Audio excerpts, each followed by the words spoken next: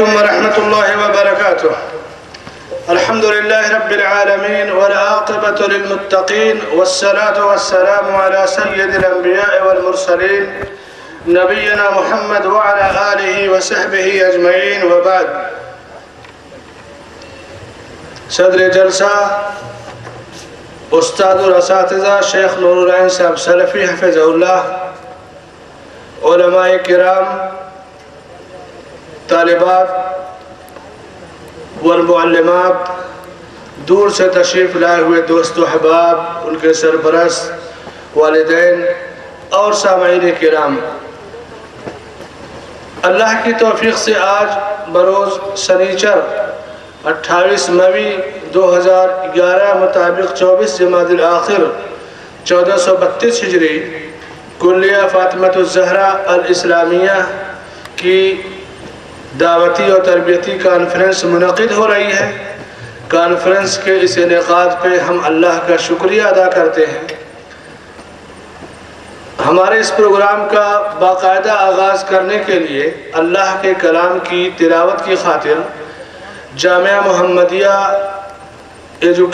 محمدیہ منصورہ مالیگاؤں کے معروف استاد، پورے ہندوستان میں قراءت کے مقابلے میں پہلی پوزیشن لانے والے اور عالم اسلام کے معروف قاری عبدالصمد کا نام آپ نے سنا ہوگا مالیگاؤں کے، ان کے فرزند قاری عبدالمتین صاحب فیضی محمدی کلام اللہ سے ہمارے جلسے کا آغاز کریں گے، جو جامعہ محمدیہ مالیگاؤں سے تعلیم یافتہ بھی ہیں اور فیضی، یہ فیضیام والے فیضی نہیں ہیں، یہ فیضیام سے پڑھے بغیر فیضی ہو جاتے ہیں۔ مالیگاؤں میں ایک خاندان ہے جس کا سر نیم یا وہ خاندان ہی فیضی ہے، چاہے وہ فیضیام میں پڑھے چاہے نہ پڑھے فیضی ہیں۔ تو یہ قاری عبدالمتین صاحب اسی طرح کے فیضی ہیں اور محمدی ہیں، جامعہ محمدیہ مالیگاؤں سے فارغ التحصیل ہے۔ میں قاری صاحب سے درخواست کروں گا تشریف لائے اور تلاوت قرآن سے جلسے کا آغاز فرمائیں۔ جزاکم اللہ خیر۔ ایک خوشخبری یہ ہے کہ یہ کامیابی یا یہ اعزاز جو آپ تک پہنچا ہے یہ آپ ہی کی سرزمین کا ہے۔ مالیگاؤں میں بسے ہوئے ہیں مگر ان کے خاندان کی اصلیت اور جڑ اسی شہر مئو کی ہے، یہ بھی ہمارے لیے ایک فخر کی بات ہے۔ قاری صاحب تشریف لائیے۔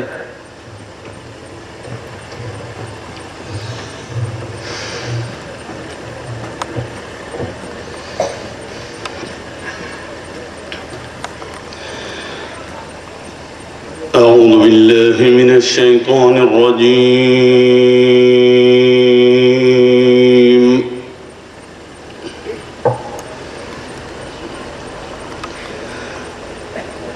بسم الله الرحمن الرحيم.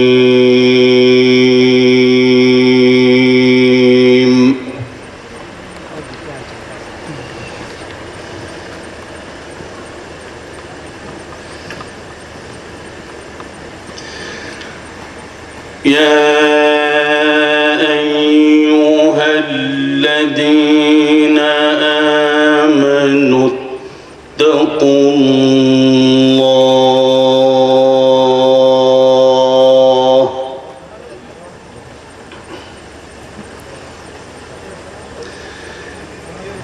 اتقوا الله ولتنظر نفس قدمت لغد واتقوا الله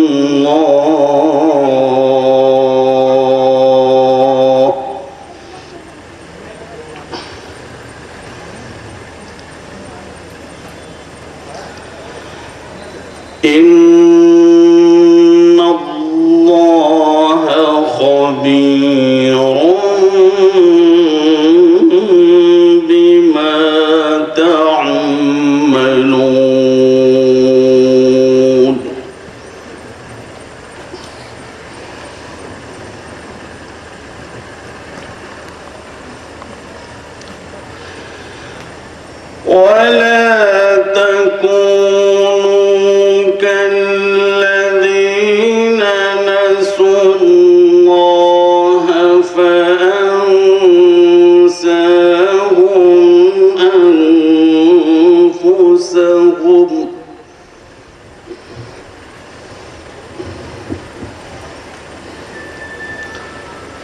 أولئك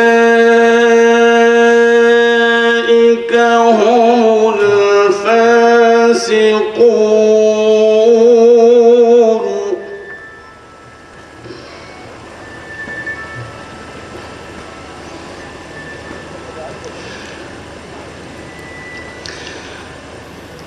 لا يستوي أصحاب النار وأصحاب الجنة.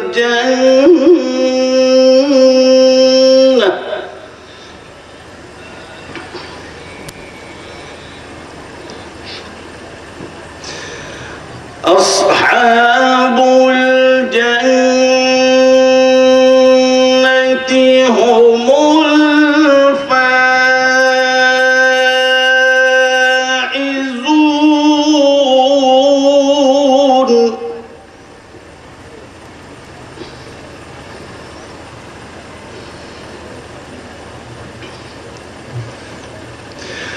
لو أنزلنا هذا القرآن على جبل لرأيته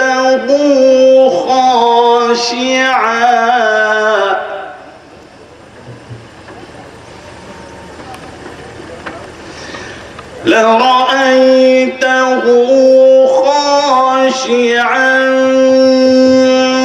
متصدعا من خشية الله.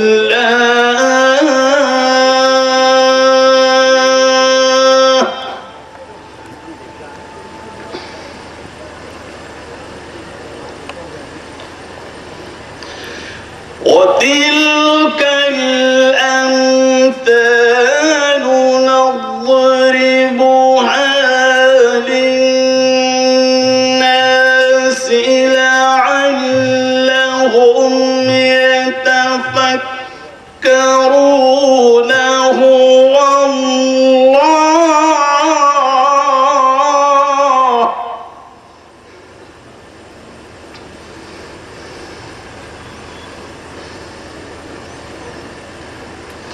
وتلك الأمثال نضربها للناس لعلهم يتفكرون.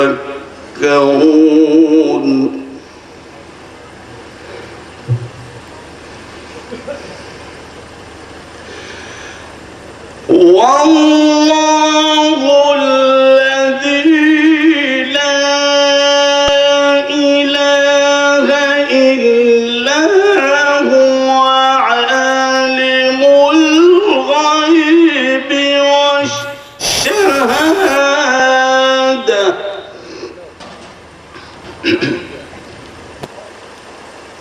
عالم الغيب والشهادة هو الرحمن الرحيم.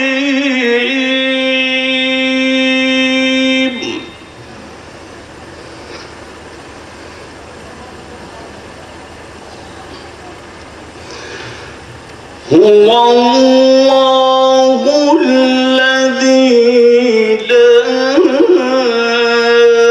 إله إلا هو الملك.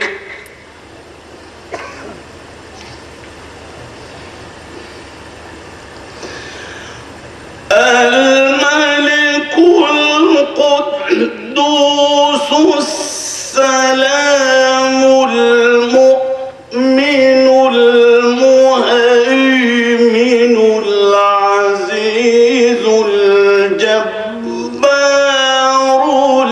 المتكبر.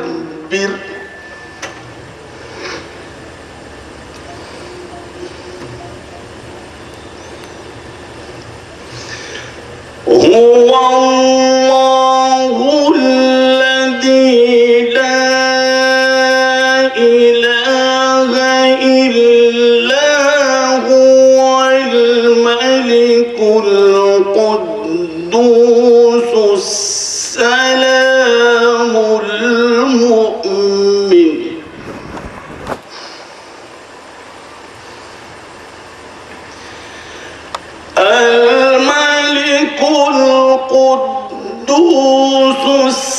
السلام المؤمن المهيمن العزيز الجبار المتكبر سبحان الله عما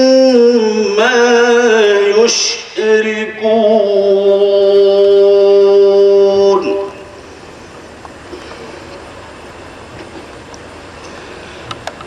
هو الله الخالق البارئ المصور له الأسماء الحسنى يسبح له ما في السماوات والأرض وهو العزيز الحكيم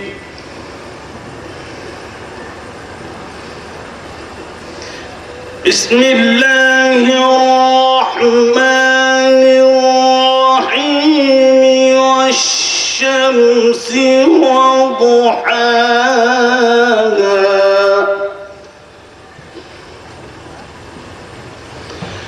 والقمر إذا تلاها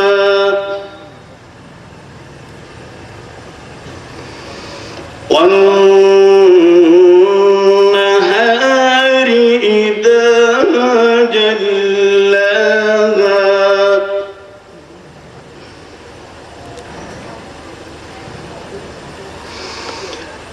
والليل إذا يغشاها والسماء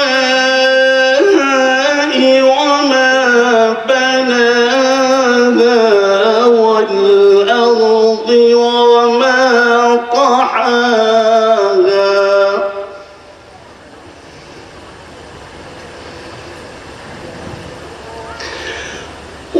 والأرض وما طحاها ونفس وما سواها فألهمها فجورها وتقواها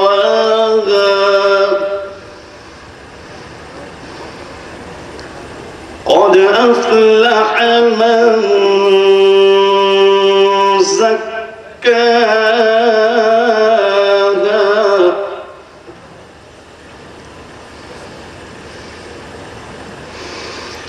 وقد خاب من دساها كذبت ثمود بطغواها إذ انبعث أشقاها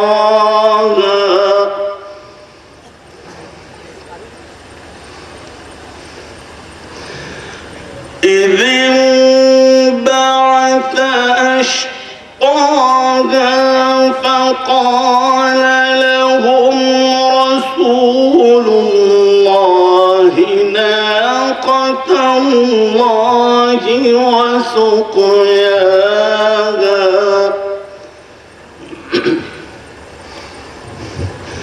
فكذبوه فعقروها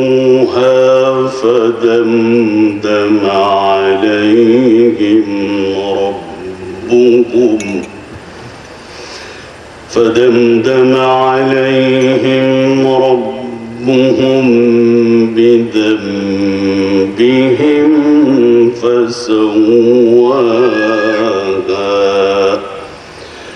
ولا يخاف عقباها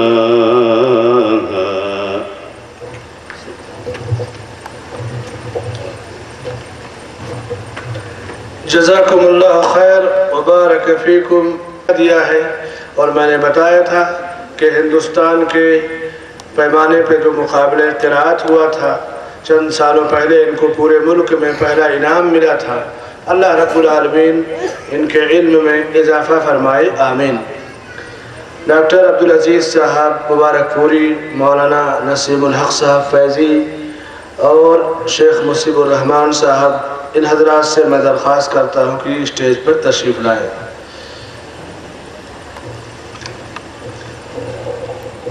दोस्तों और बुजुर्गों और साथियों, कॉन्फ्रेंस का उन्वान है जो तालीम, दावत और तरबियत से मुताल्लिक़ है और बड़ा ही नाजुक और हसास मामला है तरबियत का। हमारी पहली गुफ्तगू गुज़श्ता साल भी तरबियत से मुताल्लिक़ हुई थी और बड़ा वसी मौजू है। इस साल भी इंशाअल्लाह तरबियत के मौजू पे जामिया मुहम्मदिया मंसूरा मालेगांव के मशहूर उस्ताद शेख नियाज़ अहमद तैयबपुरी हफ़िज़हुल्लाह आपसे खिताब फरमाएंगे। एक छोटी सी गलतफहमी का इजाला, हालांकि वो हर वक्त ज़रूरी नहीं है मगर सामईन बदलते रहते हैं।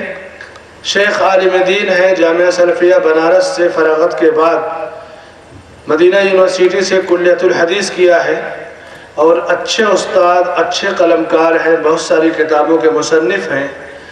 चेहरे को लोग जब देखेंगे तो समझेंगे कि ये कैसे मौलवी साहब जिनके पास दाढ़ी ही नहीं है।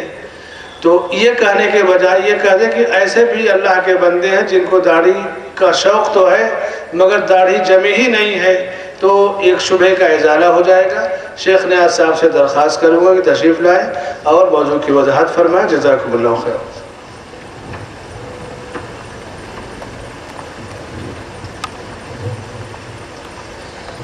बिस्मिल्लाहिर्रहमानिर्रहीम। अल्हम्दुलिल्लाह नहमदुहु व नस्तईनुहु व नस्तगफिरुहु व नु'मिनु बिही व नतवक्कलु अलैहि व नऊज़ु बिल्लाहि मिन शुरूरि अंफुसिना व मिन सय्यिआति अमालिना। मन यहदिहिल्लाहु फला मुदिल्ल लहु व मन युद्लिल फला हादिय लहु व अशहदु अन ला इलाहा इल्लल्लाह वहदहु ला शरीका लहु व अशहदु अन्ना मुहम्मदन अब्दुहु व रसूलुहु। अम्मा बाद फ़इन्न खैरल हदीस किताबुल्लाह व खैरल हदी हदी मुहम्मदिन सल्लल्लाहु अलैहि वसल्लम व शर्रल उमूरि मुहदसातुहा व कुल्लु मुहदसतिन बिदअह व कुल्लु बिदअतिन दलालह व कुल्लु दलालतिन फिन्नार। क़ाल अल्लाहु तआला फ़िल क़ुरआनिल मजीद वल फ़ुरक़ानिल हमीद, या अय्युहल्लज़ीना आमनू क़ू अन्फुसकुम व अहलीकुम नारा। व क़ाल नबी सल्लल्लाहु अलैहि वसल्लम, कुल्लुकुम राइन व मसऊलुन अन रइयती। जनाब मुअज़्ज़ज़ सदर साहब, उलमाए किराम, मुअज़्ज़ज़ हाज़रीन, दीनी और मिली भाइयों, अज़ीज़ बच्चों, मैं जिस उन्वान से गुफ्तगू करना चाहता हूँ वो है बच्चे क्यों बिगड़ते हैं। कई बार ऐसा होता है कि हम अपने बच्चों के बारे में, अपने भाई के बारे में, जो कभी कॉलेज में पढ़ता है, किसी मदरसे में पढ़ता है, तो दूसरों से शिकवा करते और कहते मेरा बच्चा बिगड़ गया, मेरा भाई बिगड़ गया, फुला बिगड़ गया। आज हम इसी मौजू पर गुफ्तगू करेंगे और बात करेंगे कि बच्चे कई बार तालीम छोड़ देते, मदरसा छोड़ देते, बहुत ख़राब हो जाते और बहुत सारी गंदी खसलतों के हामिल हो जाते हैं या वो गलत काम करते रहते हैं। तो इनके असबाब क्या होते हैं, क्यों ऐसा होता है। हज़रात गिरामी, तालीम और तरबियत के मौजू पर हमेशा बोलना चाहिए, इस पर मुसलसल गुफ्तगू होनी चाहिए।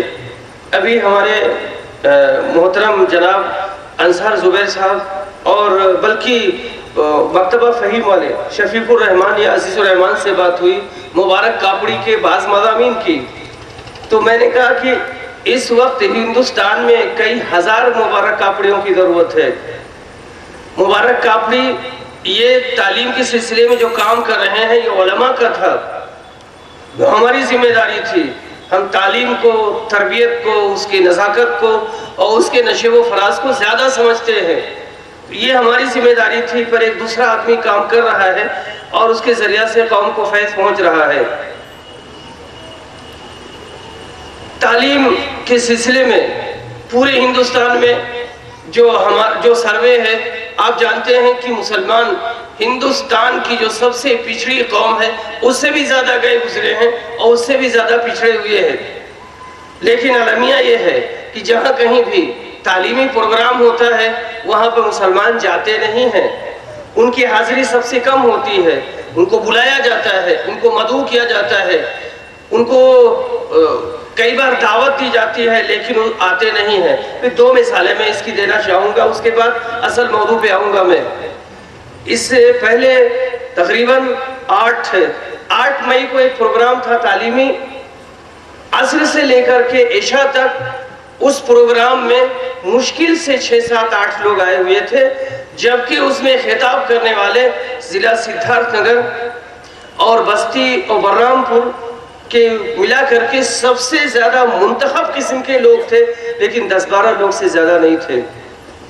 اسی طرح سے ایک اور پروگرام میں نے کیا تھا, تربیتی کیمپ, ٹریننگ کیمپ میں نے منعقد کیا تھا.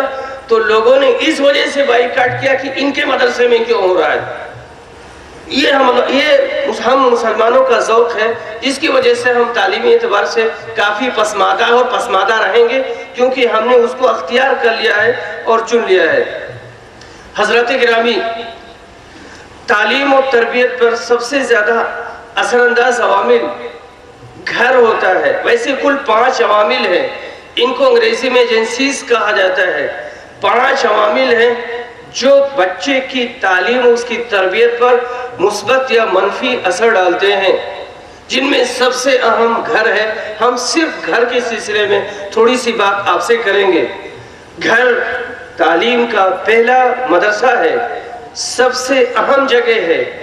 اگر گھر صالح ہے, ماں اور باپ یہ اچھے ہیں, نیک ہیں, اور گھر کا ماحول اچھا ہے, تو ایسی صورت میں بچہ اچھا ہوگا. عام طور سے یہ بچے صالح بھی ہوں گے اور تعلیمی اعتبار سے ترقی کریں گے. لیکن اگر باپ غلط ہے, گھر کا نمونہ غلط ہے, ماں اور باپ کے درمیان اچھے تعلقات نہیں ہیں, تو ایسی صورت میں بچہ فاسد ہو سکتا ہے یا ایک ہی بگڑ سکتا ہے. دوسری بات, گھر کی میں مطلوبہ چیزیں. ہمارے گھر میں بچے کی تعلیمی ترقی کے لیے کون سے سامان ہونے چاہیے جس سے وہ دھیرے دھیرے ترقی کرے. ویسے یہاں پر ایک بات میں بتانا چاہوں گا کہ بچوں کے جو 4 مرحلے ہیں نشو و نما کے, ان مرحلوں کو جاننا ضروری ہے. ہر ماں باپ کو خاص طور سے لڑکپن کے مرحلے کو جاننا ضروری ہے. اور یہ 4 مرحلوں کی جو خصوصیات ہیں, ان خصوصیات کو یعنی نفسیاتی اعتبار سے بچے سوچتے کیا ہیں. ایک مستشرق اس کو 24 سال میں بانٹتا ہے, 6 سال کا مرحلہ متعین کرتے ہیں. لیکن عام طور سے جو علماء ہیں, جن لوگوں نے اس پر کتابیں لکھی ہیں, وہ اس کو 4 مرحلے میں بانٹتے ہیں. 0 سال سے لے کر 5 سال تک, 6 سے لے کر 9 تک, 9 سے لے کر 14 تک, 13-14 تک, 14 سے لے کر کے 17-18 تک, یہ 4 مرحلے متعین کرتے ہیں. ان 4 مرحلوں میں جو 0 سے لے کر 5 سال کا ہوا کرتا ہے, یہ ماں باپ کے لیے سب سے زیادہ اہم ہوا کرتا ہے. اگر ماں باپ اس مرحلے کی خصوصیات, نفسیات, سوچنے کے انداز کو جانے تو بہت ساری غلطیوں سے بچے بھی محفوظ رہیں گے اور ماں باپ بھی غلطی نہیں کریں گے. گھر میں مطلوبہ چیزیں. پہلی چیز, گھر کا ماحول صالح ہونا چاہیے, گھر کا ماحول دیندارانہ ہونا چاہیے. ہمارا موجودہ معاشرہ عام طور سے دینداری سے دور ہوتا جا رہا ہے, دھیرے دھیرے دین سے دور ہو رہا ہے اور دین سے نکل رہا ہے. شادی میں دیکھیے, نماز کو دیکھیے, معاملات کو دیکھیے, تجارت کو دیکھیے, تعلیم وغیرہ کو بھی دیکھیے. جو بچے اصلی تعلیم حاصل کرتے ہیں وہ دین سے عام طور سے بیگانہ ہو جاتے ہیں. بہت تھوڑے سے لوگ ہوتے ہیں جو دینی تعلیم سے جڑے ہوئے رہتے ہیں یا ان کے اندر دینداری پائی جاتی ہے. تو گھر کا ماحول دیندارانہ ہونا چاہیے. ٹی وی اس کا استعمال اگر کرتے ہیں تو جائز ہونا چاہیے. موبائل یا اس کے علاوہ دوسری ٹیکنالوجی جو استعمال کی جاتی ہے تو اس کا صحیح استعمال کیا جائے, غلط استعمال نہ کیا جائے. عربی میں کہا جاتا ہے اذا كان رب البيت بالطبل ضاربا فلا تلوم الاولاد فيها للرقص. اگر باپ طبل بجاتا ہے تو بچے کے ناچنے پہ آپ کو نالا نہیں ہونا چاہیے اور اس پر ناراض نہیں ہونا چاہیے، کیونکہ آپ نے نمونہ غلط پیش کیا ہے۔ اس لیے ہر باپ کو اور ماں کو، خاص طور سے باپ کو، مربی کو دیکھنا چاہیے کہ وہ اپنے بچوں کے لیے، اپنی بچی کے لیے کون سا نمونہ پیش کر رہا ہے۔ نمبر 2، گھر میں لائبریری ہونی چاہیے، چھوٹی سی لائبریری ہونی چاہیے جو دھیرے دھیرے بڑی ہو جائے گی۔ بچوں کے ذوق، ان کے معیار، ان کی صلاحیت اور تقاضے کے مطابق انہیں کتابیں فراہم کی جائیں۔ کتابوں کی فراہم کرنے کے بعد بچہ آپ کا خالی نہیں رہے گا، جو فارغ اوقات ہے اس میں وہ کتابوں کو پڑھے گا، دینی اعتبار سے ترقی کرے گا، ثقافتی اعتبار سے وہ ترقی کرے گا۔ اور کہا جاتا ہے خالی دماغ شیطان کا گھر، تو پھر وہ بہت ساری شیطانی حرکتوں سے محفوظ ہو جائے گا۔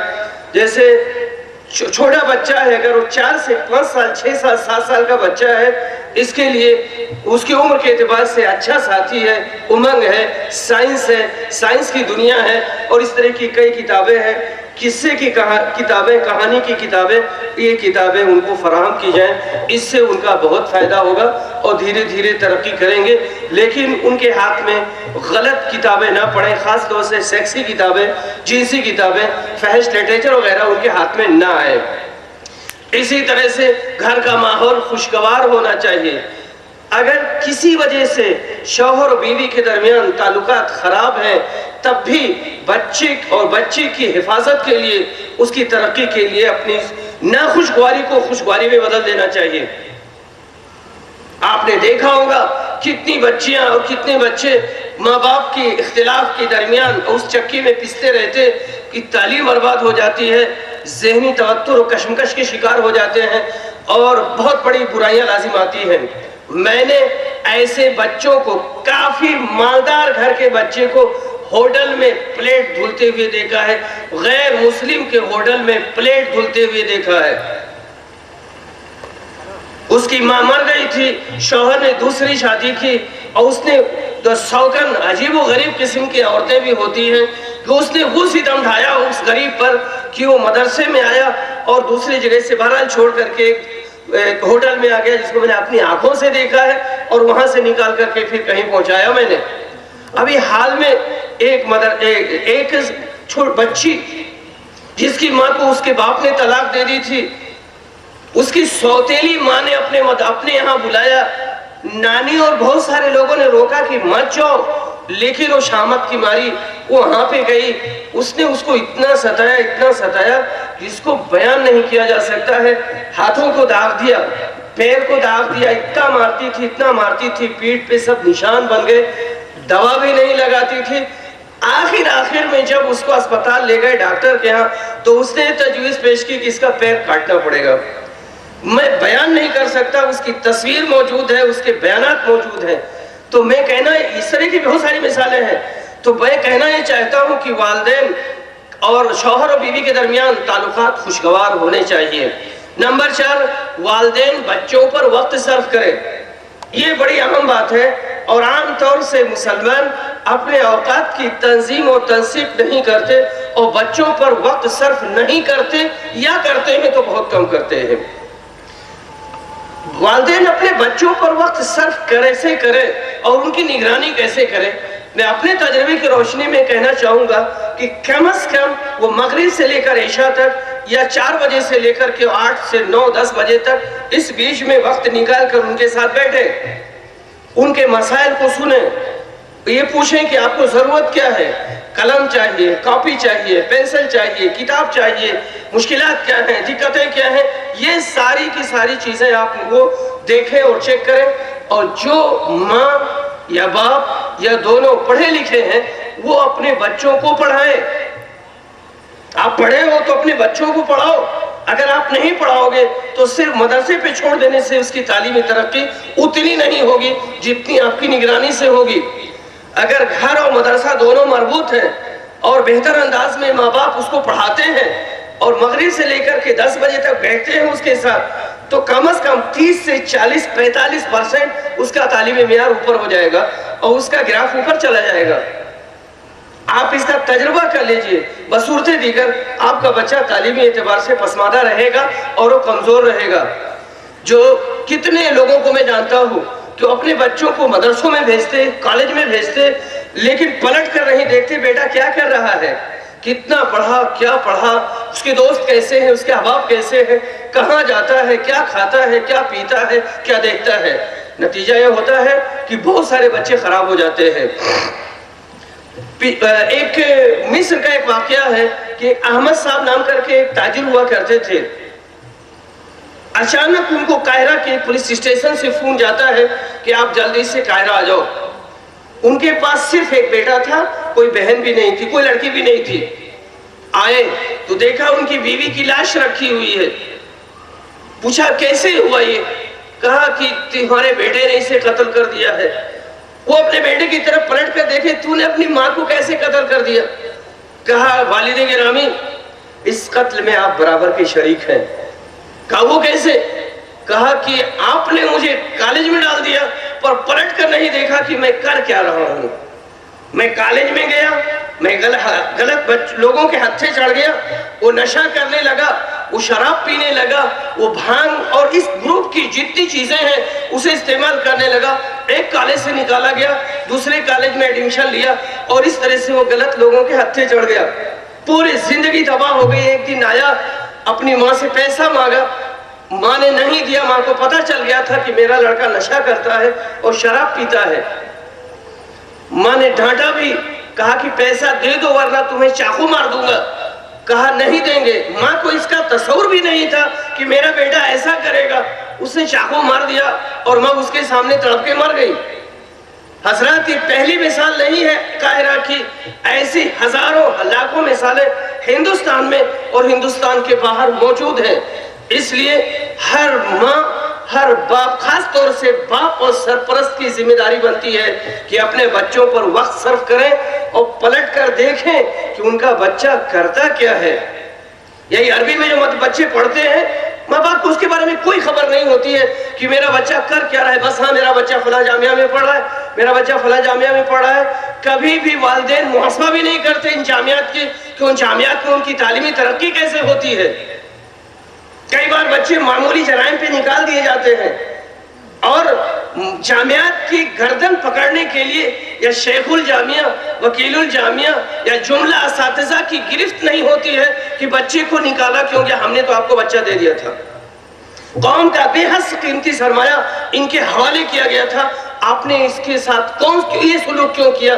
نماز نہیں پڑھا تو آپ کی نگرانی میں، اس نے کوئی جرم کیا تو آپ کو دے دیا گیا تھا، ہم فیس دیتے، ہم یہ کرتے، سب کچھ کرتے ہیں، نکالنے کے لیے تو ہم نے بچہ آپ کے حوالے نہیں کیا تھا۔ قوم کے اندر یہ طاقت بھی نہیں ہے کہ ان کا محاسبہ کر سکے اور ان کی گرفت کر سکے۔ کل ملا کر اس نقطے میں یہی کہنا ہے، اور آپ اس کو باندھ لیجئے اپنے گرے میں کہ اپنے بچوں پر وقت صرف کیجئے۔ اسی طرح سے پانچویں چیز، یہ موجودہ زمانہ یہ سائنس اور ٹیکنالوجی کا زمانہ ہے۔ جس کے پاس سائنس ہے، جس کے پاس ٹیکنالوجی ہے، وہ قوت اور طاقت میں ہے۔ عصری قوت سائنس اور ٹیکنالوجی میں مضمر ہے۔ ہمیں اپنے بچوں کا بھی ذہن ٹیکنیکل بنانے کی کوشش کرنی چاہیے۔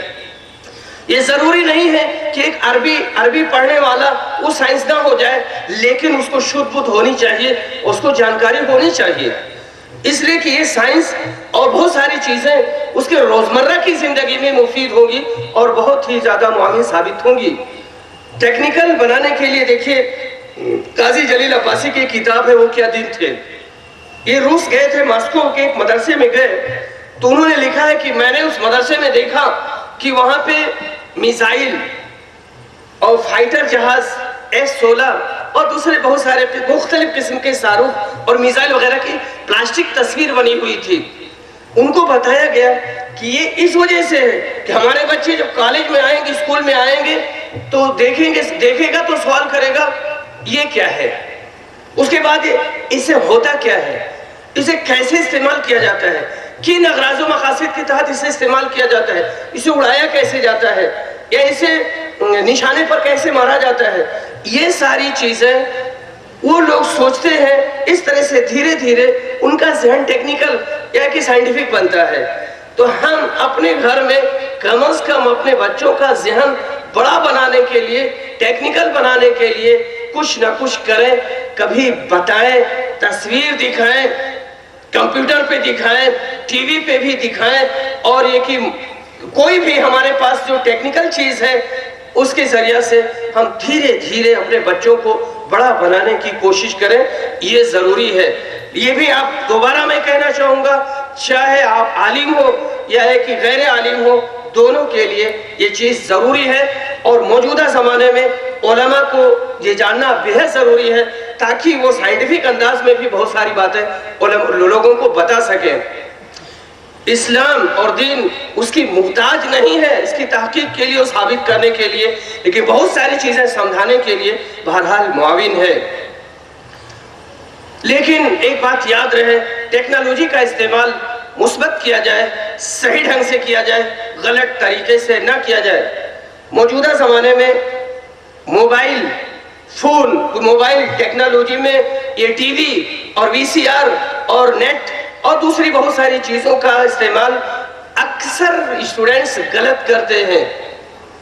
عوام میں ہم دیکھ رہے ہیں، میں بالکل کھڑے ہو کر کے جا کر کے میں سروے کرتا اور دیکھتا ہمارے بچے پوری طرح سے موبائل کے چکر میں گانا سنتے اور اس میں غلط میموری لگا کر کے انتہائی گھناؤنی اور بہت سی سیکسی چیزیں صرف دیکھتے۔ اس کا نتیجہ یہ ہوتا کہ ان کا ذہن پراگندہ ہو جاتا ہے، ان کی سوچ خراب ہو جاتی ہے، ان کا جسم کمزور ہوتا ہے۔ ہندوستان میں اس پر سروے کیا گیا ہے، دلی میں اس کا سروے کیا گیا ہے۔ 2005 کے ایک ٹریننگ کیمپ پہ میں تھا ہمدرد یونیورسٹی میں، وہاں پر ایک بہت ہی سینئر استاد نے بتایا کہ ان سیکسی چیزوں کے دیکھنے کی وجہ سے، فحش مناظر کے دیکھنے کی وجہ سے، ٹی وی پر انتہائی اڑیا چیزوں کو دیکھنے کی وجہ سے لڑکے جلدی بالغ ہو جاتے، لڑکیاں جلدی بالغ ہو جاتی ہیں۔ نتیجہ یہ ہوتا ہے کہ ان کا جسم کمزور ہو جاتا ہے، اور جسمانی کمزوری کی وجہ سے بہت سارا فساد لازم آتا ہے۔ تو اسے ہم لوگ جامعہ محمدیہ منصورہ میں کسی بھی طالب علم کو موبائل رکھنے کی اجازت نہیں دیتے، کسی بھی صورت میں وہ موبائل نہیں رکھ سکتا ہے۔ یا آپ کو اپنے بچے پر نظر رکھنا ہوگی کہ آپ کا بچہ موبائل رکھتا تو ہے پر یہ کہ اس میں ہے کیا۔ آپ کے پاس کمپیوٹر ہے تو کمپیوٹر میں کیا فیڈ کرتا ہے۔ کئی بار بہت ساری چیزیں آپ جان ہی نہیں پائیں گے، وہ اتنے ہوشیار ہوتے ہیں بچے، وہ فنکشن کہاں پہ رکھا ہے، موبائل میں کہاں پہ رکھا ہے، ٹی وی میں کہاں پر اس کو چھپا کے رکھا ہے، لیکن نظر آپ کی بہت گہری ہونی چاہیے۔ گھر کے فرائض، تیسری چیز گھر کے فرائض۔ گھر کے فرائض میں سے پہلی چیز صحت و صفائی کا لحاظ، جسمانی صحت اور صحت و صفائی کا لحاظ۔ تو پہلی چیز ہے جسمانی اعتبار سے آپ کا بچہ تندرست ہونا چاہیے۔ ہر ماں باپ یہ چاہتے ہیں کہ میرا بچہ تندرست رہے، اور صفائی و ستھرائی مطلوب ہے۔ ہم بار بار کہتے ہیں ممبر پہ کہ نظافت و صفائی ایمان کا جز ہے، پر ہم کرتے بہت کم ہیں، ہم کرتے بہت کم ہیں۔ یہی سوال قاہرہ کی کانفرنس میں علی عزت بیگووچ نے بہت پہلے ایک کانفرنس تھی، عالمی کانفرنس تھی، اس میں انہوں نے یہی سوال اٹھایا تھا۔ کیا وجہ ہے؟ 4 سوال کیے تھے، ان میں سے ایک یہ تھا کہ کیا وجہ ہے ہم کہتے ہیں کہ اس نظافت ایمان کا جز ہے، پر ہمارا دیش، ہمارا ملک، ہماری گلیاں اور اکثر ہمارے گھر اور ہمارے گھر کے سامنے پاس پڑوس میں بڑی گندگی رہتی ہے، اس کا سبب کیا ہے؟ بہرحال ہم یہاں پر جو آپ کو تعلیم دینا چاہتے ہیں وہ یہ کہ اپنے بچے کو صحت مند اور تندرست بناؤ۔ المومن القوی خیر من المومن الضعیف وفی کل خیر۔ تو طاقتور مومن یہ بہتر اور افضل ہے کمزور سے، لیکن خیر دونوں میں ہے، کیونکہ دونوں میں قدر مشترک ایمان ہے، دونوں مومن ہیں تو مومن کے اعتبار سے دونوں میں خیریت ہے، لیکن جو طاقتور ہے وہ زیادہ محبوب اور پسندیدہ ہے۔ نمبر 2، عادات و اطوار پر نظر۔ یہ غلطی عام طور سے بہت سارے لوگ کرتے ہیں کہ اپنے بچے کو مقدس فرشتہ سمجھتے ہیں۔ کبھی بھی اپنے بچے کو مقدس فرشتہ نہ سمجھیے، ہمیشہ اس کے نام کے آگے سائن آف انٹروگیشن اور سوالیہ نشان لگا کے چلو، لیکن اس کو پتہ نہ چلے کہ میرا باپ مجھے شبہ کی نظر سے دیکھتا ہے۔ شبہ نہ کرو، لیکن یہ ہونا چاہیے کہ کہیں ایسا تو نہیں ہے، کہیں یہ سنیما تو نہیں دیکھ رہا ہے، کتنے صوفی ترین انتہائی صوفی منش بچوں کو ہم لوگوں نے دیکھا ہے کہ وہ لوگ بظاہر بڑے اچھے تھے لیکن بباطن بہت خراب نکلے. تو یہاں میں کہنا چاہوں گا کہ اپنے بچوں کو ہمیشہ یہ دیکھو کہ یہ کرتا کیا ہے اور کیسے رہتا ہے، اور اسے مقدس فرشتہ نہ سمجھیں. اگر اس کی کوئی شکایت ہوتی ہے تو شکایت کو مثبت انداز میں لیں، اور اگر اسے ڈانٹنے کی ضرورت ہے، سمجھانے کی ضرورت ہے تو سمجھایا جائے، اسے ڈانٹا جائے. تیسری چیز یہ کہ بچوں کی تربیت کے سلسلے میں کبھی بھی مصالحت نہیں کرنی چاہیے. اسی کو کہا جاتا ہے اپنے بچوں کو سونے کے بسکٹ کھلائیے پر ان کو شہر کی نظر سے دیکھیے. اگر آپ نے تعلیمی تربیتی اعتبار سے تھوڑی سی ڈھیل دے دی تو عمارت ٹیڑھی ہو جائے گی. بچہ دھیرے دھیرے فاسد ہونا شروع ہو جائے گا، اس کی ہمت بڑھ جائے گی اور جس برائی کی طرف جا رہا ہے اس پر جری ہو جائے گا، اور عام طور سے وہ خراب ہو سکتا ہے، وہ خراب ہو جائے گا یا ہو سکتا ہے. کہا جاتا ہے کہ تربیت کی لاٹھی اپنے کندھے سے مت اتارو. قرآن میں تعزیری سزائیں ہیں، 5-6 سزائیں بڑی بھیانک اور بڑی سخت ہے. تربیت کے سلسلے میں بھی مارنے کی بات ہم نہیں کرتے، میں مارنے کے خلاف ہوں. کبھی اخلاقی اعتبار سے کوئی بات آ جاتی ہے تو ان کو ہلکا پھلکا مار دینا چاہیے، لیکن چہرے پہ نہ مارا جائے، سر پہ نہ مارا جائے. میں جانتا ہوں ایک طالب علم کو، ایسے بہت سارے طالب علم ہیں، میرے علم میں یہ ہے کہ اس کے استاد نے کمرے میں بند کر کے اتنا بڑا ڈنڈا لے کر کے خوب ٹھونکا سر پہ، اور بہرحال وہ ایک دم دیوانہ اور پاگل کی طرح ہو گیا. بمبئی کی گلیوں میں گھومتا تھا، 3 دن تک غائب تھا. بہرحال اس کا علاج کیا گیا، ٹھیک ہو گیا، اور اس کے بعد 4-5 سال پہلے اس کا انتقال ہو گیا اچانک. اس کے سر میں جہاں پہ وہ ڈنڈا لگا تھا دماغ کی ایک رگ سوکھ گئی، اور اس کے بعد میں وہ کوما میں چلا گیا، لکھنؤ میں گیا، اس کا انتقال ہو گیا. ایسے کتنے ہمارے بچے ایسے ہی مارنے کی وجہ سے فاسد ہو جاتے ہیں، خراب ہو جاتے ہیں، ان کی تندرستی خراب ہو جاتی ہے. یہ مارنا مسئلے کا حل نہیں ہے، یہ بہت سارے مسائل پیدا کرتا ہے. تو میں یہ کہہ رہا تھا کہ بچوں کی تربیت پر گہری نظر ہونی چاہیے. چاہے جتنا پیار کیجئے لیکن تربیتی اعتبار سے کبھی بھی آپ مصالحت نہ کیجئے. اور اس کے بعد میں بچوں کو مصروف رکھنا گھر کی ذمہ داریوں میں سے ایک اہم ذمہ داری یہ ہے کہ آپ اپنے بچے کو فارغ نہ بیٹھنے دیں. آپ کا جو کام ہے، ایک تو پڑھنا ہے، بچے کو گھر پر ہوم ورک کرنا ہے. قرآن حفظ کرتا ہے تو اس کو دہرائے. کالج میں پڑھتا ہے تو آ کر کے اس کو دینیات کی کتابیں دیجئے. اگر اس کو قرآن پڑھوائیے اور دوسری کتابیں پڑھوائیے، لیکن خالی نہ بیٹھنے دیجئے. اپنے دکان پہ بھیج دیجئے، اگر کسی کا میڈیکل ہے وہاں بیٹھا دیجئے، لیکن خالی نہ بیٹھنے دیجئے. اگر مصروف نہیں کریں گے تو ایسی صورت میں وہ لڑکا کہیں نہ کہیں اپنے آپ کو مصروف کرے گا، اور یہ مصروفیت بسا اوقات غلط ہو جائے گی. کہا جاتا ہے خالی دماغ شیطان کا گھر، تو وہی ہو سکتا ہے. نمبر 6، اچھے دوستوں کا انتخاب. آپ کا بھی دوست صالح ہونا چاہیے. اچھے لوگوں کے ساتھ بیٹھیے. آپ اچھے لوگوں کے ساتھ بیٹھیں گے آپ کو اچھائی ملے گی، علم ملے گا، شرافت ملے گی، صالحیت ملے گی. عطار کے ساتھ اور خوشبو بیچنے والے کے ساتھ بیٹھیں گے تو آپ کو خوشبو ملے گی. لیکن اگر آپ کے دوست اور احباب غلط ہیں، آپ کے بچے کے دوست اور احباب غلط ہیں، تو ایسی صورت میں آپ بھی متاثر ہوں گے، آپ بھی غلط ہو جائیں گے. گالی سنیں گے، چغلی سنیں گے، اتہام، افترا پردازی اور اس قسم کی دوسری بہت ساری چیزیں آپ سنیں گے. اگر کہیں گے تو بھی گناہ، اور سنیں گے اور خاموش رہیں گے تب بھی گناہ ہوگا. دونوں صورتوں میں آپ کا گھاٹا ہی گھاٹا ہے. اچھے دوستوں کا انتخاب ہونا چاہیے. رسول اکرم صلی اللہ علیہ وسلم نے اس کی مثال دی تھی کہ اچھے ساتھی اور برے ساتھی کی مثال عطار اور حداد کی ہے. عطر بیچنے والا اور لوہار، عطر بیچنے والے کے ساتھ آپ بیٹھیں گے تو خوشبو ملے گی بغیر پیسے کے، اور ممکن ہے کہ آپ کو ہدیہ میں دے دیں یا ہے کہ آپ خرید لیں. لیکن جو لوہار ہے، دھواں، شرارے، چنگاریاں، دقتیں اور گرمی، کپڑا جلے گا، چمڑا بھی جل سکتا ہے، وہاں کوئی خیر نہیں ہے. اسی طرح سے جو 7ویں ذمہ داری ہے بچوں کی عزت نفس اور جذبات کی رعایت. بچوں کی عزت نفس اور جذبات کی رعایت، تو ان کی جذبات کی ہمیشہ رعایت کرنی چاہیے.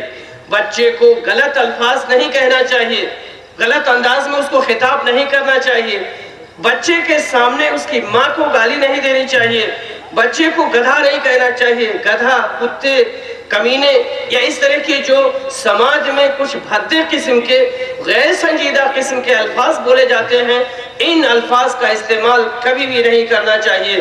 دیکھیے تعلیم و تربیت کا کام بڑی پتا ماری کا کام ہے۔ ایک شیر کا پالنا آسان ہے، ایک ہاتھی کا پال لینا آسان ہے، لیکن ایک بچے کی تعلیم اور اس کی تربیت 10 شیر سے بھی زیادہ خطرناک ہے۔ اگر آپ کر لے جاؤ تو بہت عظیم ہو، نہیں کر سکے تو پھر ایسی صورت میں آپ کے لیے بڑی دقتیں ہوں گی۔ عزت نفس و جذبات میں ایک بات آتی ہے، بچوں کے سوالوں کے جوابات۔ بچوں کا ذہن سادہ کیسٹ کی طرح ہوتا ہے، خالی ہوتا ہے، وہ جو نئی چیزیں دیکھتے ہیں اس کے بارے میں سوال کریں گے، اور آپ کی ذمہ داری ہے کہ ان کے سوالوں کا جواب دیں۔ اگر آپ جواب دیتے ہیں تو وہ دھیرے دھیرے ترقی کرے گا، اس کی جانکاری بڑھے گی، لیکن اگر آپ جواب نہیں دیتے ہیں، ڈانٹ دیتے ہیں، تو ایسی صورت میں اس کا دماغ پست ہو جائے گا۔ سوال کرنا، پوچھنا، یہ صحت مند دماغ کی علامت ہے، لیکن سوال نہ کرنا یہ بھی اس بات کی علامت ہے کہ بچہ ذہنی اعتبار سے کمزور ہے، اور اس بچے کے سوال کا جواب لازمی طور پر دینا چاہیے۔ اور 8ویں چیز، عصری طالب علم کے لیے دینی تعلیم کا انتظام۔ جو طلبہ مکتب میں پڑھتے ہیں اور اسکول جاتے ہیں، ان کے لیے دینی تعلیم کا انتظام ضروری ہے۔ قرآن کی تعلیم فرض ہے۔ آپ اپنے بچے کو لازمی طور پر پورے قرآن کی تعلیم اس حد تک دلاؤ کہ وہ بچہ فرفر سورہ فاتحہ سے لے کر والناس تک پڑھے، نمبر 1۔ نمبر 2، ارکان اسلام کے بارے میں اسے پوری معلومات ہو، ارکان ایمان کے بارے میں پوری معلومات ہو، وضو ہے، نماز ہے، طہارت ہے، اور اس کے علاوہ بہت ساری چیزیں جو بنیادی حیثیت رکھتی ہیں، اس کی پوری تفصیل درجہ 4 اور 5 تک آپ بتا دیں۔ اگر آپ ایسا کریں گے تو آپ کا بچہ آپ کے ہاتھ میں رہے گا، لیکن اگر آپ نے ایسا نہیں کیا تو اس بات کا شدید خطرہ ہے کہ آپ کا بچہ آپ کے ہاتھ سے نکل جائے گا۔ ایک بار ایک انٹرویو ہوا دلی میں، اس انٹرویو میں پوچھا گیا ایک مسلمان کینڈیڈیٹ سے کہ محمد صاحب کی کسی پتنی کا نام بتاؤ، تو انہوں نے کہا خالدہ ضیاء۔ اس وقت وہی پرائم منسٹر پریزیڈنٹ تھی، تو کہا خالدہ ضیاء، کہا محمد صاحب، حضرت محمد مصطفیٰ صلی اللہ علیہ وسلم اور خالدہ ضیاء، زمانے کا کتنا بڑا فرق ہے۔ تو یہ ہے مسلمانوں کی نالج۔ یہ حال ہے کہ وہ نماز کی رکعت نہیں جانتے۔ آپ کو بڑی حیرانی ہوگی کہ کتنی جگہیں ایسی ہیں جب کوئی مر جاتا ہے تو جنازہ پڑھانے والا نہیں ملتا ہے۔ لوگ سڑک پر جنازہ رکھ کر کے بیٹھے رہتے، انتظار کرتے، اور بسوں میں دیکھتے چھانک کر کے کہ کوئی بارش اور عالم ٹائپ کے کوئی دکھے تو ان کو بلا کر کہیں کہ آپ ان کا جنازہ پڑھا دیجئے۔ تو یہ تو ہوئی گھر کی ذمہ داریاں، یہ 3 چیزیں ہوئی۔ چوتھی چیز یہ ہے، رسول اکرم صلی اللہ علیہ وسلم بحیثیت معلم، رسول صلی اللہ علیہ وسلم، اللہ تعالیٰ نے فرمایا لَقَدْ كَانَ لَكُمْ فِي رَسُولِ اللَّهِ أُسْوَةٌ حَسَنَةٌ۔ رسول اکرم کی زندگی ہمارے لیے اسوہ اور نمونہ ہے۔ یہ ہم قرآن میں پڑھتے ہیں، ہم اس کو منبر پر بتاتے ہیں، پر یہ کہ ہم سمجھتے نہیں ہیں کہ نبی اکرم صلی اللہ علیہ وسلم کی زندگی اسوہ ہے تو کس اعتبار سے ہے، کس اعتبار سے ہے۔ جو اعتبارات ہیں بہت لمبے اعتبارات ہیں، بہت زیادہ ہیں، ان اعتبارات کو ہم سمجھتے نہیں ہیں۔ یہاں ہم بحیثیت معلم چند باتیں آپ کے سامنے رکھنا چاہتے ہیں۔ رسول اکرم صلی اللہ علیہ وسلم نے خود فرمایا تھا بُعِثْتُ مُعَلِّمًا، قرآن نے بھی آپ کو معلم کہا ہے، اور یعلمکم کا لفظ وہاں استعمال کیا گیا ہے، وہ آپ کو تعلیم دیتے ہیں، یعنی وہ معلم ہے۔ اس نقطے کو میں نے یہاں اس وجہ سے شامل کیا ہے کہ تعلیم میں آپ کا اسوہ کیا ہے، اس اسوے کو، اس نمونے کو، اس طریقہ کار کو ہم بہت حد تک اپنا سکتے ہیں، اور بحیثیت معلم اپنے بچوں کو، بحیثیت سرپرست اور باپ اپنے بچیوں کو بہت اعتبار سے ہم بہتر بنا سکتے ہیں، یا ایک ہی اچھا پڑھا سکتے ہیں۔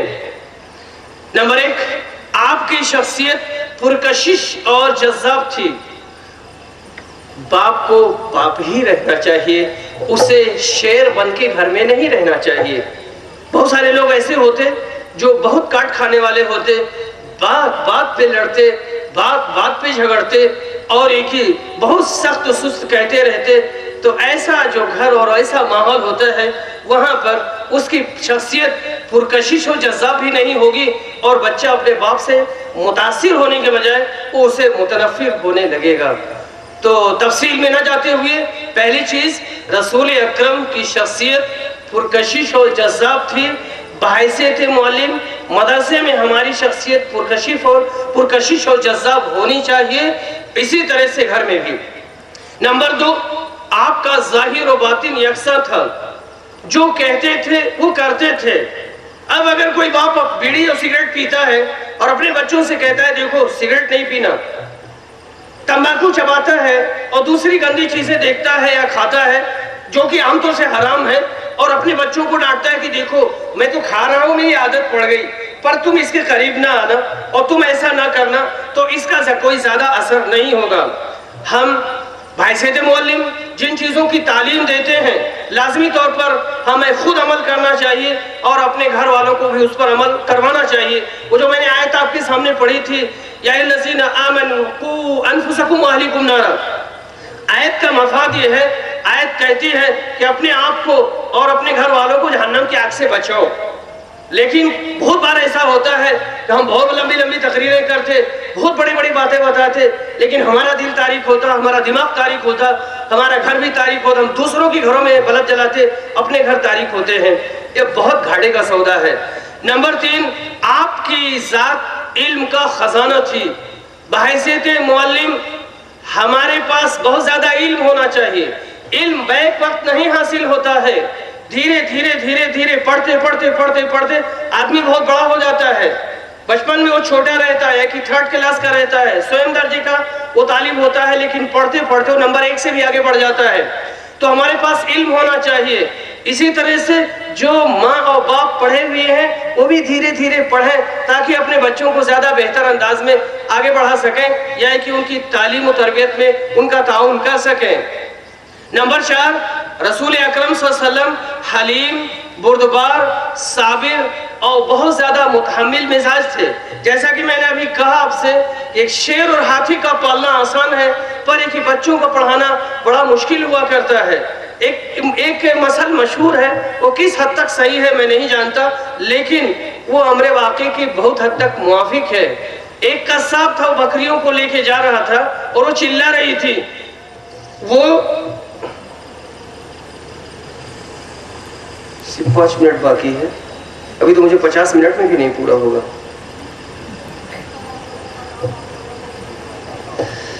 وہ چلا رہی تھی، تو ایسی صورت میں انہوں نے پوچھا کہاں لے جا رہے ہو؟ کہا کاٹنے کے لیے۔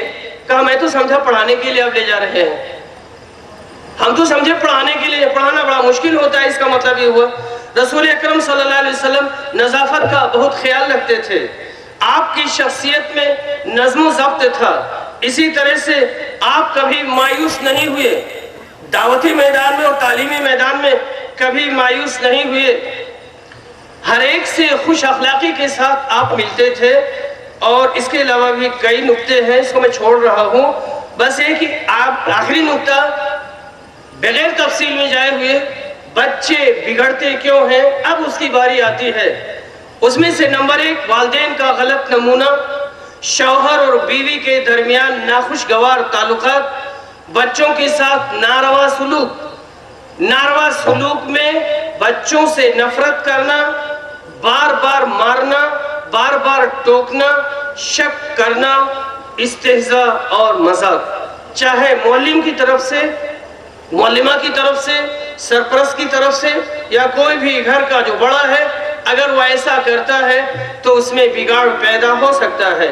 بری صحبت، ہمجولیوں سے محرومی، بچے کو اپنے دوست چاہیے۔ اگر بچہ اپنی عمر کے اعتبار سے دوست پاتا ہے تو وہ ترقی کرے گا، لیکن اگر آپ کا بچہ 4 سال کا ہے، 5 سال کا، اور وہ 50 اور 35 اور 40 سال کی عمر کے بیچ میں رہتا ہے تو بچہ ذہنی اعتبار سے کمزور ہوگا اور بہت ساری چیزیں سیکھ نہیں پائے گا۔ اسے اس کی عمر کا بچہ چاہیے جو ننگے گھوم رہا ہو، چٹی میں گھوم رہا ہو، مٹی میں لوٹے ہو، مٹی میں کھیلے۔ اسی طرح سے بچوں کے اندر تجسس اور فراوانی پائی جاتی ہے۔ اگر کوئی باپ یا کوئی ماں بیڑی پیتے، سگریٹ پیتے، تمباکو چباتے یا اس گروپ کی دوسری چیزیں کھاتے ہیں تو ان کے اندر ایک تجسس ہوتا ہے، کیسے لگتا ہے، اس کی لذت کیا ہوتی ہے، تو نکال لے گا۔ ایک چپکے سے ایک بار پیے گا، 2 بار پیے گا، دھیرے دھیرے اس کی لت پڑ جائے گی۔ اور نمبر 7، غلط قدم اٹھانا اور نتیجہ کے بارے میں نہ سوچنا۔ بہرحال ہم لوگوں نے اس کو دیکھا ہے، بہت بار دیکھا ہے، 21 سال سے دیکھ رہے ہیں کہ بچے نتیجے اور عواقب کے سلسلے میں کچھ بھی نہیں سوچتے ہیں اور چلے جاتے ہیں، وہ تعلیم چھوڑ دیتے ہیں، دیوار پھانس جاتے ہیں، یا ایک ہی کہیں کسی بڑے عالم یا ذمہ دار کے سامنے کچھ اٹھ پٹانگ بول دیتے ہیں اور اس کے سلسلے اس کے بعد ان کے اوپر مشکلات یا پریشانیاں آتی ہیں۔ غیر معمولی لاڈ پیار، بچوں سے پیار کرنا چاہیے لیکن اعتدال کے ساتھ، بہت زیادہ لاڈ پیار ان سے نہیں کرنا چاہیے۔ اس کا مطلب یہ نہیں ہے کہ ان سے نفرت کریں، لیکن بہت زیادہ لاڈ پیار یہ نقصان دہ ہے، اور محبت سے محرومی بھی اس کے بگاڑ کا سبب بن سکتی ہے۔ اور اس کے علاوہ بچے کو زیادہ مارنا، بچوں کو مارنا نہیں چاہیے، مدارس میں بھی مارنا نہیں چاہیے۔ یہ بالکل 7ویں مرحلے میں مارنے کی باری آتی ہے، وہ بھی ہلکے پھلکے انداز میں، ورنہ ان کی ذہن سازی کرنی چاہیے اور بہتر سے بہتر انداز میں تربیت کرنے کی کوشش کرنی چاہیے۔ مارنے کے لیے مدرسوں میں ان کو نہیں بھیجا جاتا ہے۔ اور نمبر 9، اعلیٰ تخیلات اور پاکیزہ تصورات کا فقدان۔ ہمارے مدارس میں یہ چیز یا مسلمانوں میں یہ چیز بہت کم پائی جاتی ہے، 1%، 2% پایا جاتا ہوگا۔ 98-99% ہم احساسی کم طریقے شکار ہیں۔ ابھی ہم لوگوں نے جامعہ محمدیہ منصورہ میں، اور شاید میں کہہ سکتا ہوں کہ ہندوستان میں کسی بھی اہل حدیث مدرسہ میں پہلی بار جامعہ محمدیہ منصورہ میں IAS یا UPS کیریئر گائیڈنس کے سلسلے میں پروگرام ہوا، تو بچوں اپنے، یہ ہمارے جو عالم ہو رہے ہیں، فاضل ہو رہے ہیں، یہ IPS بنے، یہ IAS بن سکتے ہیں، محنت کریں، تعلیمی اعتبار سے گریجویٹ اور پوسٹ گریجویٹ یا PhD وغیرہ کرنے کے بعد میں اس کمپٹیشن میں بیٹھیں تو آگے جا سکتے ہیں، ترقی کر سکتے ہیں۔ ہمارا ٹارگٹ، ہمارا نشانہ، ہمارا ہدف بہت اونچا ہونا چاہیے۔ ہمیں اس کا احساسی کم طریقہ شکار نہیں ہونا چاہیے۔ اسی طرح سے معذرت کے ساتھ 2-3 نکتے اور رہ گئے ہیں۔ فحاشی اور فیشن پرستی، فحاشی اور فیشن پرستی یہ بچوں کو بہت زیادہ خراب کر رہی ہے اور اس کی وجہ سے بچے خراب ہوتے ہیں۔ فیشن پرستی کے علاوہ فحش لٹریچر ہے، فحش لٹریچر اور اریاں تصاویر، جاسوسی ناول، ان ساری چیزوں کے چکر میں پڑ کر کے بچے خراب ہوتے ہیں۔ سنسنی خیز فلمیں بھی اس میں منفی کردار ادا کرتی ہیں۔ بچے کئی بار کاہلی اور سستی کا شکار ہو جاتے ہیں۔ نکما پن بھی بچوں کے بگڑنے کا سبب بنتی ہے۔ کل ملا کر یہ 13 اسباب ہیں جن کا صرف میں نے نام لیا ہے اور یہ تفصیل طلب ہے۔ اور اس کے بعد میں اس میں علاج کیا ہے، علاج کیا ہے، اس علاج کے لیے میں 5 منٹ تھوڑا سا اور لینا چاہوں گا معذرت کے ساتھ، بس وہ صرف نام لے رہا ہوں۔ علاج کیسے کریں بچوں کی؟ نمبر 1، آمادہ کرنا۔ اگر پڑھنے میں کسی بھی کام میں قانونی آمادگی ہے، ہم پوری طرح سے اس کے لیے اپنے آپ کو تیار کیے ہوئے ہیں اور کوئی اعراض نہیں ہے، تو ایسی صورت میں تعلیم اور کوئی بھی کام بہتر ہوگا۔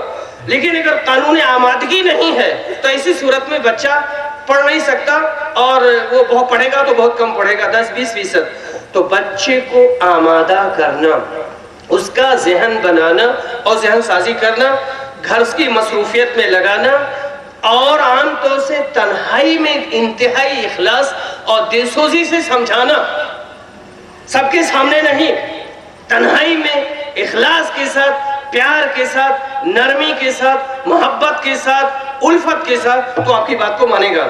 بہت زیادہ توقعات وابستہ نہ کرنا، کھیل کا موقع دینا، اچھے ساتھیوں کی فراہمی، اسی طرح سے عبرت آمیز قصوں کے ذریعہ ان کا ذہن بدلنا، بحالت مجبوری بچوں کے ماحول کو بدل دینا، تاکہ بچے کے اندر اگر اتفاق سے کوئی غلطی پائی جاتی ہے یا کہ اس کا کوئی بڑا عیب ہے تو لوگوں کے اوپر چھپا رہے اور بچے کو لوگ غلط نظروں سے نہ دیکھیں۔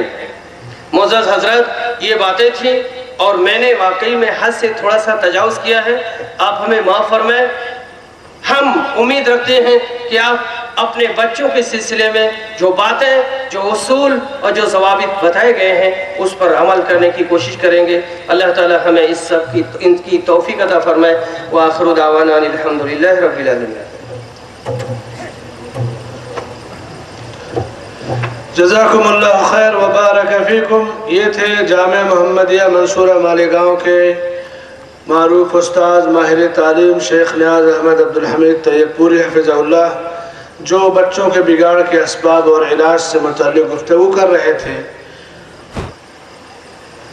1-2 سال پہلے اردو ٹائمز کی ایک خبر تھی کہ ایک بچے نے اپنی ماں کی وفات سے پہلے اس کا انگوٹھا کاٹ کر رکھ لیا، اور جب وہ مر گئی پینشن جو اسے ملتی تھی بینک سے، چونکہ ماں بہت دنوں سے بیمار تھی نہیں جاتی تھی، یہ انگوٹھا لگا لیتا اور کہتا کہ میری ماں بیمار ہے۔ کئی مہینوں تک اس نے یہی کام کیا۔ ایک بار بینک کے مینیجر کو شک ہوا کسی وجہ سے، کہا میں تمہاری ماں کے پاس چلتا ہوں۔ رویا، گڑ گڑایا، چلایا، پھر حقیقت منکشف ہوئی کہ میں نے پیسے کی لالچ میں ماں کی وفات سے پہلے اسے انگوٹھا کاٹ کر رکھ لیا تھا۔ بمبئی کی رپورٹ ہے۔ اس قسم کے واقعات اور حادثات اور بچوں کی اخلاقی گراوٹ کا یہ جب معیار ہو جائے تو میرے بھائیوں اس سماج اور معاشرے کے زوال کا کیا عالم ہوگا۔ اس لیے ضروری ہے کہ اس قسم کے موضوعات پہ توجہ دی جائے۔ اللہ جزائے خیر دے ہمارے شیخ نیاز